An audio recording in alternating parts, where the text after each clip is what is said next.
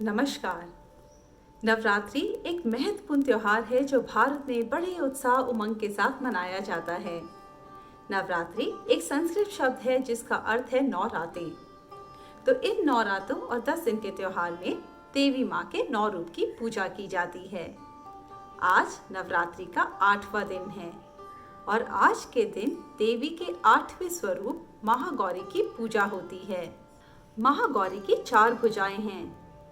इनका एक हाथ अभय मुद्रा में रहता है, दूसरे हाथ में त्रिशूल है और तीसरे हाथ में डमरू। चौथे हाथ से देवी भक्तों को आशीर्वाद देती हैं। इनकी सवारी एक सफेद बैल है। देवी माँ का ये रूप अत्यंत सुंदर है, इसलिए देवी माँ के इस रूप को महागौरी कहा जाता है। तो चलिए सुनते हैं देवी माँ के इस रूप की कहानी। बहुत समय पहले की बात है, जब भगवान शंकर की पहली पत्नी सती की मृत्यु हो गई थी, तो दुखी होकर भगवान शंकर अपना घर छोड़ जंगल में जाकर रहने लगे थे। उन्होंने अपने आप को ध्यान में लीन कर लिया था और इसी बीच तारकासुर नामक एक दानव ने देवताओं को परेशान करना शुरू किया था। तारकासुर को भगवान ब्रह्मा का वरदान था कि उसकी हत्या केवल भगवान शंकर का पुत्र ही कर सकता है, परंतु सती की मृत्यु हो गई थी और भगवान शंकर का कोई पुत्र था ही नहीं। तभी देवताओं ने सती से प्रार्थना की कि वह पुनः जन्म लेकर शिव को उनके ध्यान से बाहर निकालें।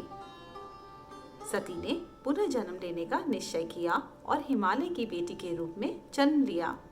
इस जन्म में वह पार्वती कहलाईं और एक दिन भगवान नारद ने पार्वती को देखा तो वो समझ गए कि माता पार्वती तो सती हैं।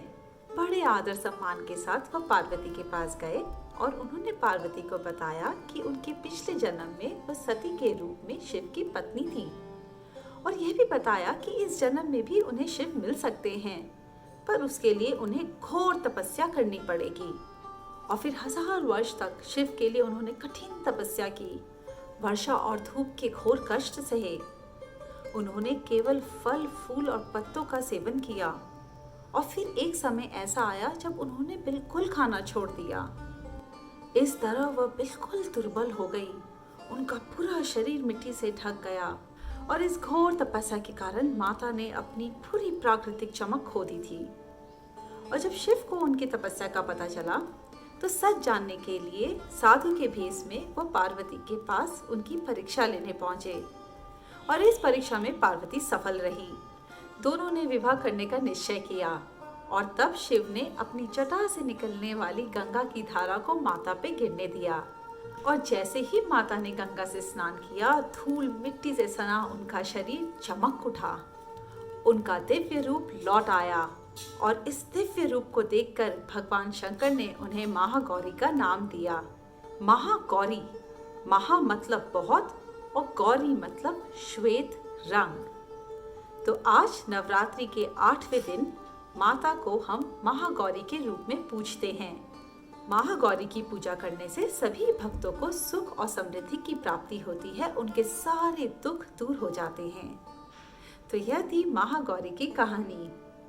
कल नवरात्रि का 9वां दिन है और मैं आप सबके लिए देवी माँ के एक और रूप की कहानी लेकर आऊंगी।